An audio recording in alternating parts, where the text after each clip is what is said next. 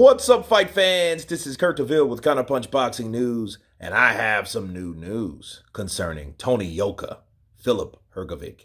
Get this. Tony Yoka, 11-0 with 9 KOs, has accepted in writing the offer from the IBF to face Filip Hrgovic in a title eliminator next. The 2016 Olympic super heavyweight gold medalist Yoka beat the deadline of Thursday night to agree to meet El Animal Hrgovic, 14-0 with 12 KOs in an IBF eliminator. It's going to be fun to see how Hrgovic deals with Yoka's boxing skills, fast hands, and mobility. All these guys that are 6'6", Hrgovic has fought since turning pro in 2017 have been stationary fighters with marginal skills, and none of them stood a chance against him. For some reason, Hrgovic's management has held off matching him against good opposition despite his extensive amateur pedigree and his age.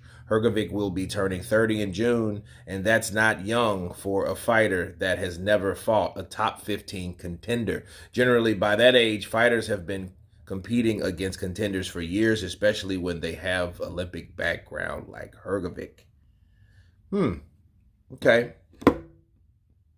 This is good news for Filip Hrgovic because, you know, the boogeyman he was called, couldn't find a fight, you know, Luis Ortiz, Joseph Parker, you know, a lot of people ducked him, you know, and then this is the second draft or the second string, okay? Before, you had everyone in the top 10 duck him. Nobody wanted to fight Hrgovic.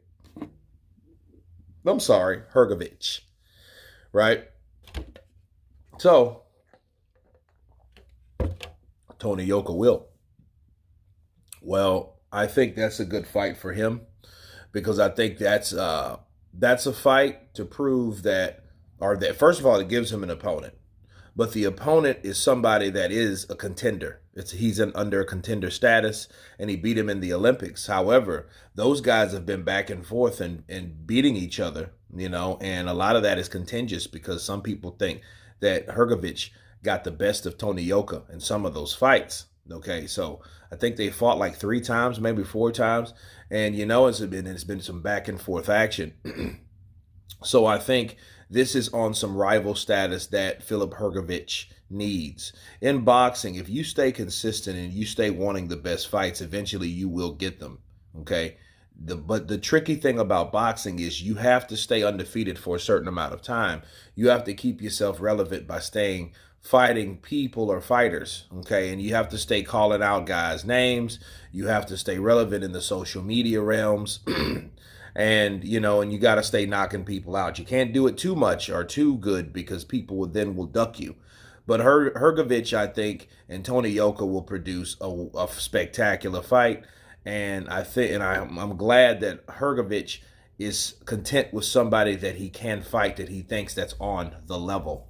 Okay, so if anything, we will see who goes to the next level. And these guys are huge, massive guys. And I think that nowadays, people or managements, promoters, they like to promote big guys, you know, Makhmadov and Yoka and Hrgovic. All these guys are huge. Joe Joyce is another one. You know what I mean? These guys are all over 6'4". You know what I mean?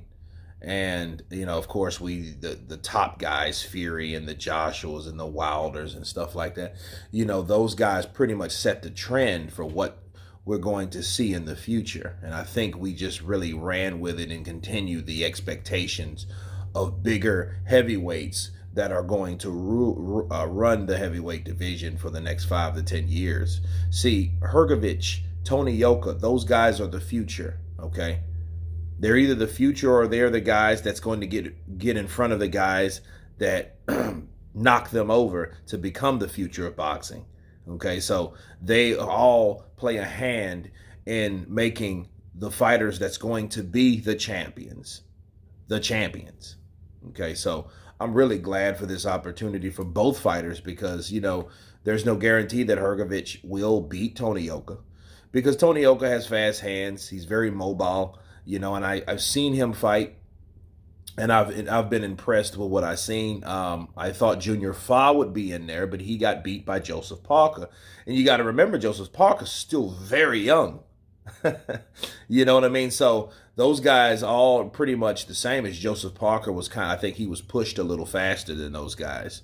But since Hrgovic hasn't really been in there with guys, really no fault of his own, that has really brought him to that level. Hopefully this will bring him to that level, or it will put him back in the same position, ironically, that he's been in, that nobody wants to fight him. Because if you think about it, what if he goes in there and then just he takes out Yoka?